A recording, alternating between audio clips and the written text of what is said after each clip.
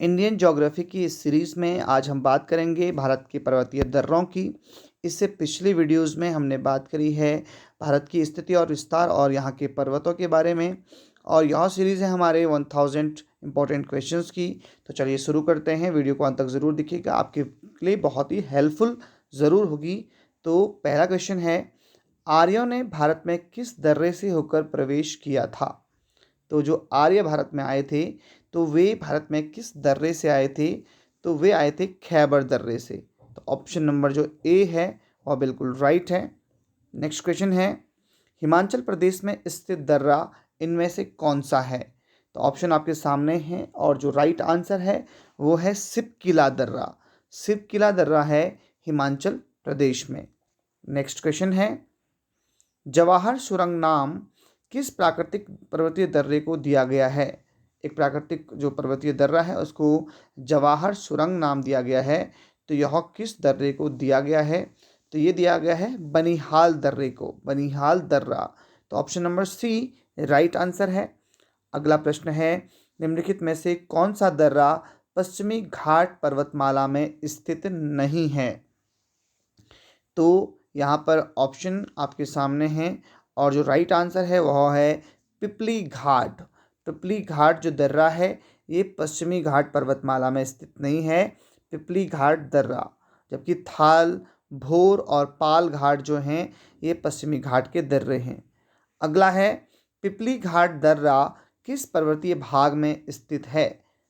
पिपली घाट दर्रा तो ये है अरावली पर्वत श्रृंखला में पिपली घाट दर्रा। तो ऑप्शन नंबर जो डी है ये राइट आंसर है। नेक्स्ट क्वेश्चन है, जोजिला दर्रा जोड़ता है, जोजिला दर्रा किन दो शहरों को जोड़ता है? तो ये श्रीनगर और लेह को जोड़ता है। तो option number A right answer है। नेक्स्ट क्वेश्चन है, पालघाट दर्रा निम्नलिखित में से किन दो राज्यों को जोड़ता है? पालघाट दर्रा तो पालघाट जो दर्रा है ये जोड़ता है केरल और तमिलनाडु को। तो option number A right answer है। पालघाट दर्रा केरल और तमिलनाडु को जोड़ता है। अगला प्रश्न है, तुजू दर्रा भारत को किस देश से जोड़ता है? दर्रे का नाम है तुजू दर्रा। तो ये भारत को किस देश के साथ जोड़ता है? तो ये जोड़ता है म्यांमार के साथ। Option number B right answer है। नेक्स्ट क्वेश्चन है, नाथुला दर्रा किस राज्य में स्थित है? नाथुला दर्रा तो नाथुला दर्रा जो है ये सिक्किम राज्य में स्थित है। ऑप्शन नंबर सी यहाँ पे राइट हो जाता है। अगला प्रश्न है, बोमडिला दर्रा भारत के किस राज्य में स्थित है? बोमडिला दर्रा तो बोमडिला दर्रा है अरुणाचल प्रदेश में स्थित। ऑप्शन नंबर जो डी है ये राइट है।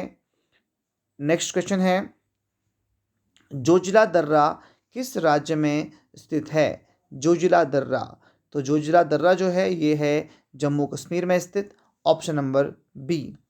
नेक्स्ट क्वेश्चन है, निम्नलिखित में से कौन सा दर्रा सिक्किम राज्य में स्थित है? सिक्किम में इनमें से कौन से जो दर्रे हैं वे स्थित हैं ये आपको बताना है।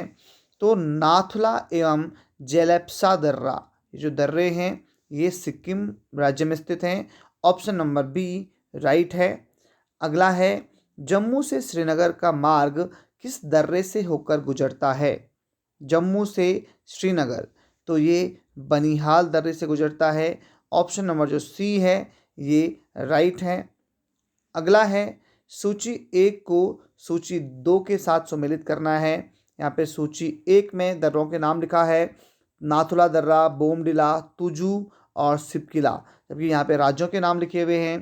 क्योंकि हम अभी यहाँ पर डिस्कस कर चुके हैं सबको, तो जो नाथुला दर्रा है वो है सिक्किम में, और बोमडिला दर्रा जो है ये है अरुणाचल प्रदेश में, तुजू दर्रा जो है ये है मणिपुर में, और सिपकिला दर्रा ये है हिमाचल प्रदेश में।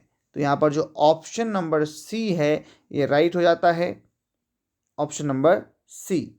अगला प्रश्न है, किस पर्वतीय दर्रे से होकर भारतीय तीर्थयात्री मानसरोवर झील तथा कैलाश पर्वतीय घाटी के दर्शन हेतु जाते हैं?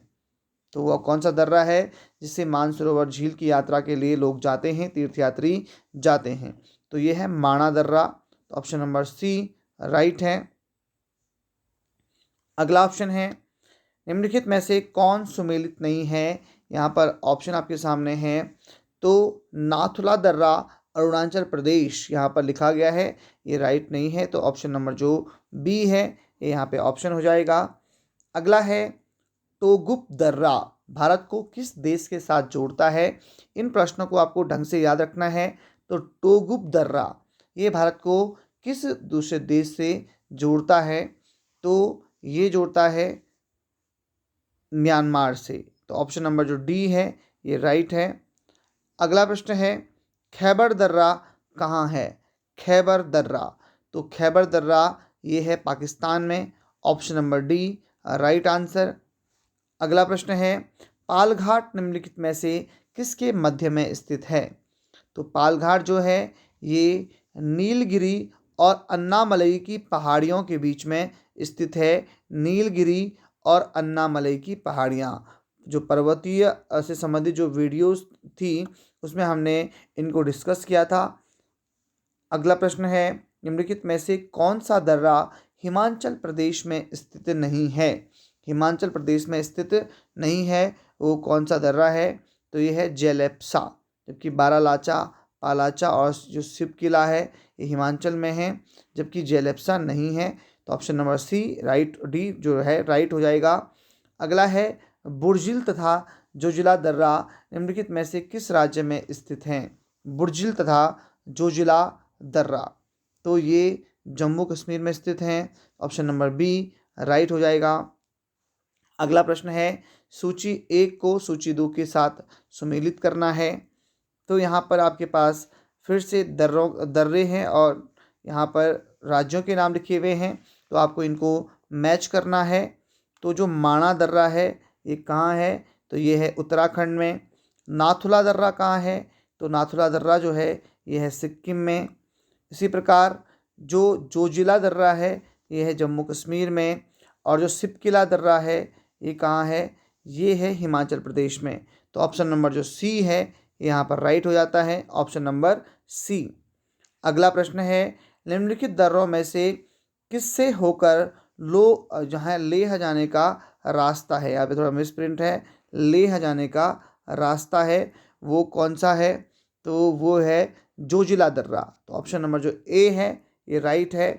अगला है कराकोरम दर्रा कहाँ स्थित है। कराकोरम दर्रा कहाँ स्थित है। तो कराकोरम दर्रा जो है ये जम्मू कश्मीर में स्थित है। दर्रा वह क्षेत्र है दो पहाड़ियों के बीच के जो गैप होता है, जो क्षेत्र होता है उसे दर्रा कहते हैं, ये आप पहले से जानते होंगे। अगला प्रश्न है कराकोरम दर्रा कितने मीटर की ऊंचाई पर स्थित है। तो कराकोरम दर्रा जो है वो 5540 मीटर की ऊंचाई पर स्थित है। Option number B right answer. अगला प्रश्न है भारत का सबसे ऊंचा दर्रा कौन सा है। तो भारत का सबसे ऊंचा जो दर्रा है ये है कराकोरम दर्रा। Option number B right answer. अगला प्रश्न है सिपकिला दर्रा किस राज्य में स्थित है। तो सिपकिला दर्रा हिमाचल प्रदेश में स्थित है। Option number D. Next question Shipki La दर्रा समुद्र तल से कितनी ऊंचाई पर है। तो सिपकिला दर्रा जो है समुद्र तल से 4300 मीटर की ऊंचाई पर स्थित है। अगला है तिब्बत से आने वाली सतलज नदी किस दर्रे से भारत में प्रवेश करती है। तो ये यही दर्रा है सिपकिला दर्रा जिससे सतलज नदी भारत में प्रवेश करती है, सिपकिला दर्रा। अगला प्रश्न है जोजिला दर्रा कहाँ स्थित है।